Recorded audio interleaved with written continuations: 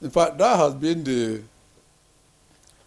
the painful aspect of it, that year in, year out, relevant agencies of government, especially at the federal level, come out very early in the year to give warning signs, scientifically based predictions about the rainfall amount and the onset and destination dates.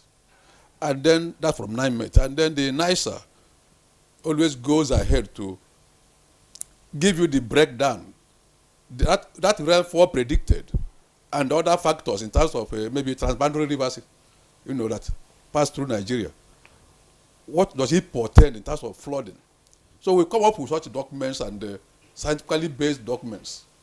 Like this year, mentioned the number of states that might be affected adversely by flood. The LGS in those states, as well as maybe those may be moderate. These are made available always to the state governor. There are 3 tiers of government. Subnationals are acquainted with this. Like you are asking, it's very painful that Abuja cannot move from here to, let me say, Kano, to go and enforce. Having told you this is what is likely going to happen in your states, it is expected that the state governments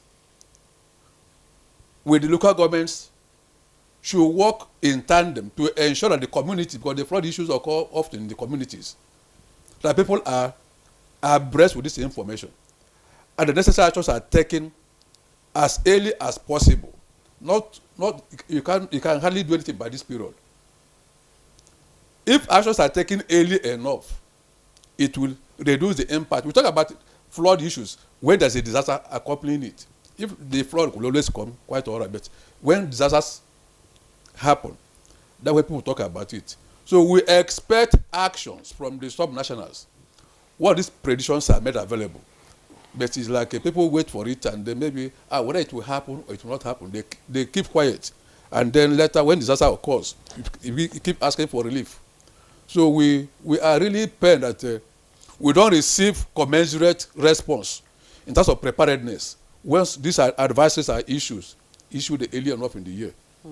I would ask you, so far, again, like I asked him, this is the 3rd quarter, Q3. So far, what's your assessment of impact of the prediction, on states? Has it shown any form of adaptation, any form of leveraging of your predictions? Okay, somebody will be speaking from Jigawa. Yes. Yes. These are some of the states that you can see action taking place once they receive these advisories. I keep calling it advisories. We don't compare. We issue you these advisories and tell you this is what is going to happen most likely. And it's better to err on the side of caution. To run with the prediction that was given to you, prepare for it. Even if it doesn't happen, you have nothing to lose than to say it may not happen. Then you are taken unawares. Many of the states are not prepared for anything. And what is worrisome? Do you think that is deliberate on the part of the state? I don't know. I can't explain. It is worrisome. The most critical months of the year, we don't try to enter into it. That's for flooding. Can we be specific of the states mentioned, both low impact and high intensity impact? You've mentioned Jigawa. Jigawa is working. I'm talking about those states working. That are, yes. How many of those states? Jigawa is just one out of the many states that I'm aware of what is happening in Lagos. Okay. But we were together, Lagos.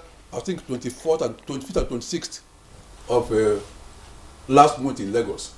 So where I can say action is being taken in Lagos in terms of clearing the canals.